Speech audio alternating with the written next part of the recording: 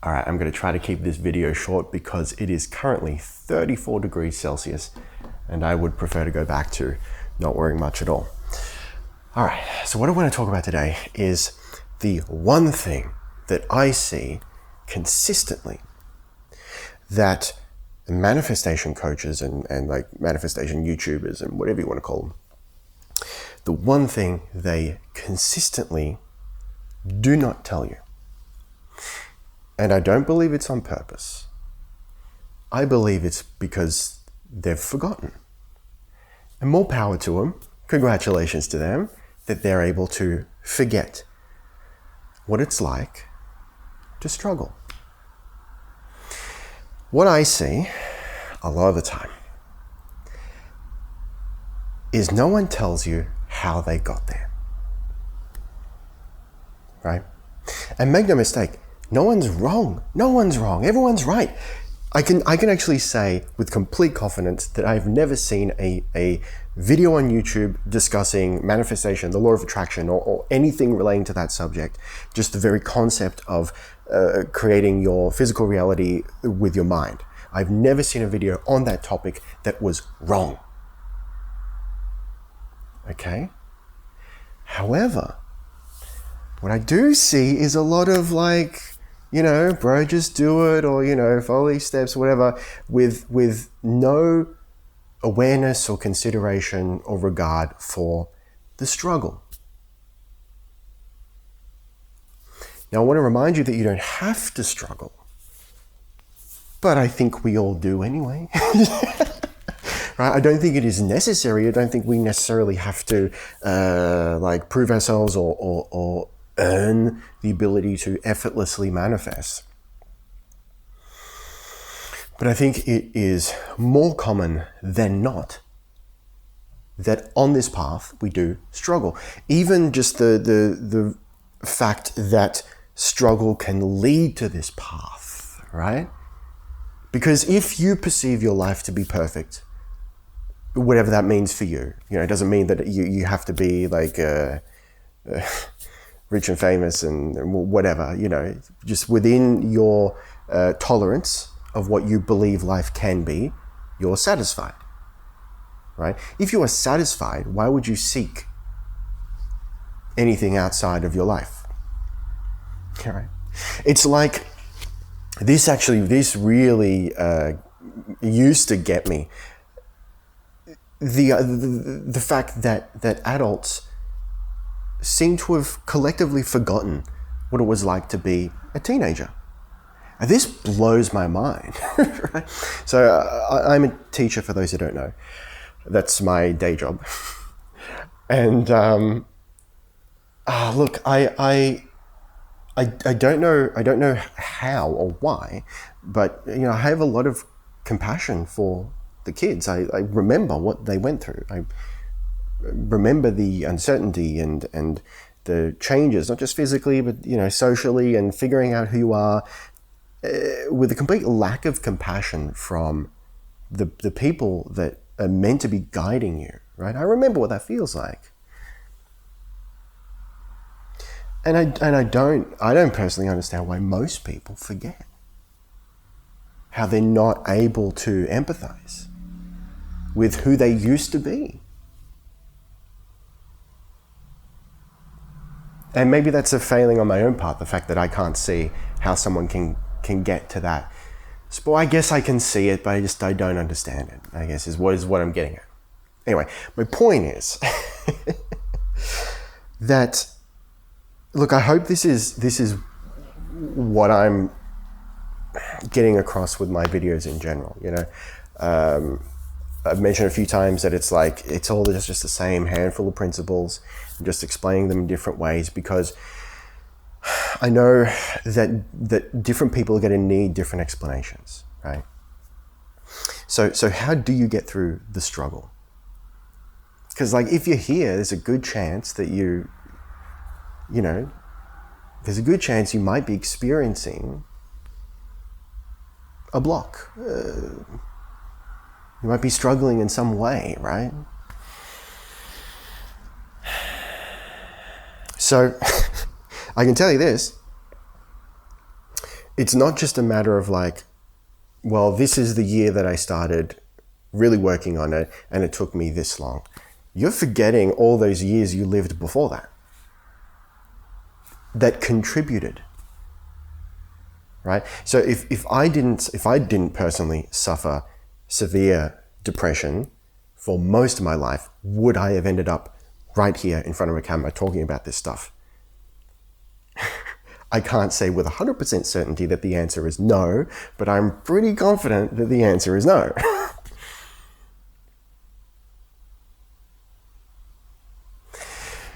You're not failing. The struggle is part of the process. You don't have to struggle. You don't have to struggle.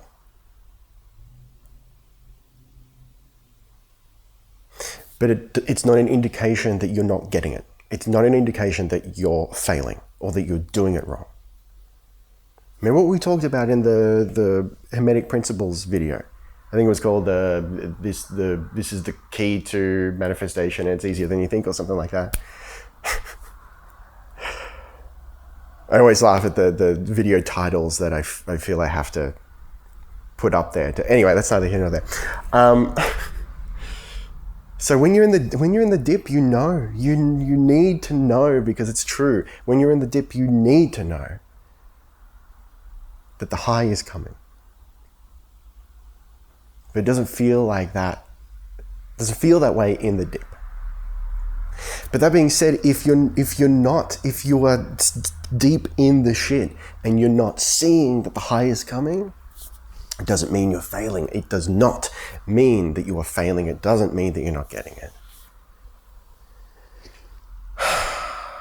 If I can leave you with only one thing, if you take nothing else from this video, what I want you to take is that trusting in the process, that patience will pay off, and the more you can resign yourself to patience, the quicker it'll happen. I can promise you that. I feel like I can't remember which video it was, but I talked about this recently. Like if you just say, fuck it, it's going to take me 6 months to get it, right? Let's say that you devote every day, 6 months, every day. Like you're still working and that's fine, but every day you commit to the meditations, the visualization, whatever you want to do. Remember, techniques aren't important. Techniques are just whatever you need to get yourself out of your own way. But you say full commitment, it's going to take 6 months, and that's fine. I'm cool with that. It's probably not going to take 6 months, man. It's probably going to be a lot quicker. And you'll probably see a huge jump within a week or whatever. You know, the timing is arbitrary, but because this is such a difficult concept to grasp, because we are so accepting of the idea of time, of a linear time. but time doesn't get anything done. Let's analyze what we've done here, right? If you've committed, you've said, even if it takes 6 months, right? I'm going to commit every day. That's it. You see what you've done? You've committed. That's it. You've resigned yourself to the conviction. You've said it's going to happen, even if it takes 6 months, even if it takes a year, even if it takes a decade.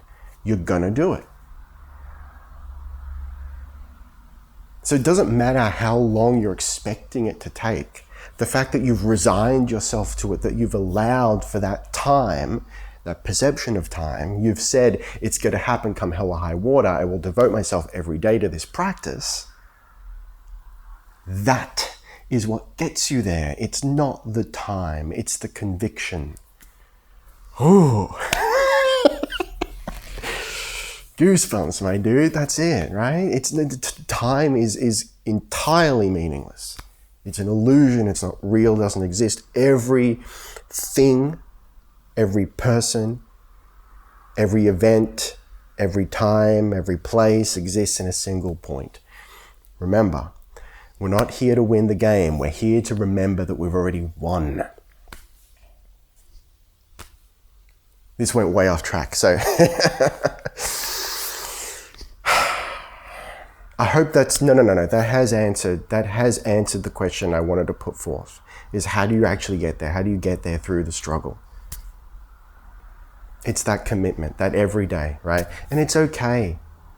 Like at the end of the day, you come home from work, you're exhausted. I get it. I've been there. I know how that feels. Your body just feels like there's no energy in it, and you just want to flop, right? Even if it's a struggle to like cook dinner. I've been there. That's okay. Give the body a rest. But the next day you go, no, we're back on now. Right? And you don't even have to like meditate. I really recommend it. I think it's really good because it's already packaged up little, here's my commitment, right? Because you actually have to like do something, especially if you can go somewhere and meditate. I really like walking to the park to meditate, because then there's that resistance that I get to choose to overcome. I have to walk there. If I don't feel like walking, tough, it's happening, So I build in some resistance that I get to choose to overcome. It's almost like hacking the system, right? And then I'm not in the comfort of my own home, out in a very public park near a train station where there's all manner of distractions that I get to incorporate into my meditation. There's a possibility of being seen. I live very, very close to where I work, so I'm always bumping into people I know.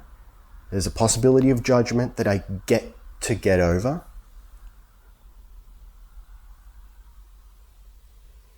That's just my technique, and that works really well for me. And as like a blanket thing, I would recommend it, but if it doesn't work for you, that's fine. You can try something else. You can make something up. But you don't even have to meditate per se. As long as you wake up every morning, or doesn't have to, time of day doesn't matter. Just every day, whenever you can, even like multiple times a day, doesn't matter. If you just commit to, like, open my heart, see the truth, enjoy the moment,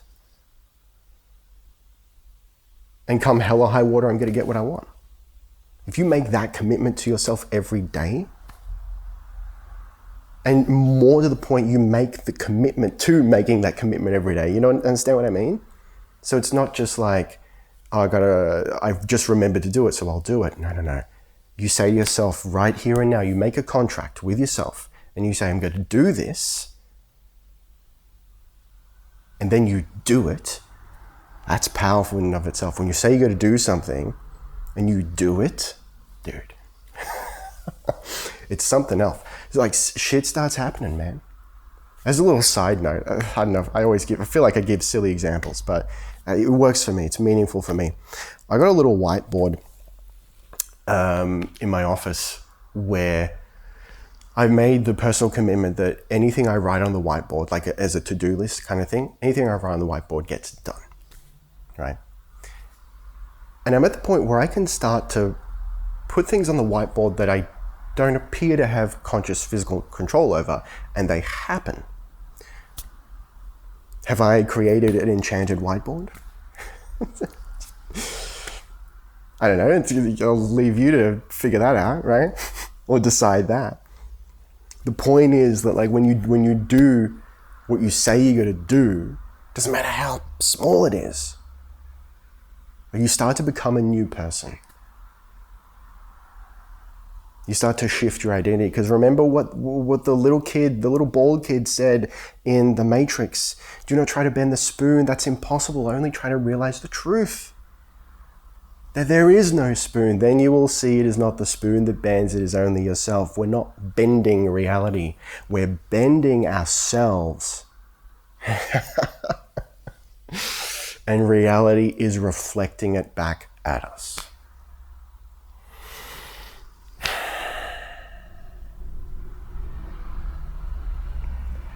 As always, take what resonates and discard the rest.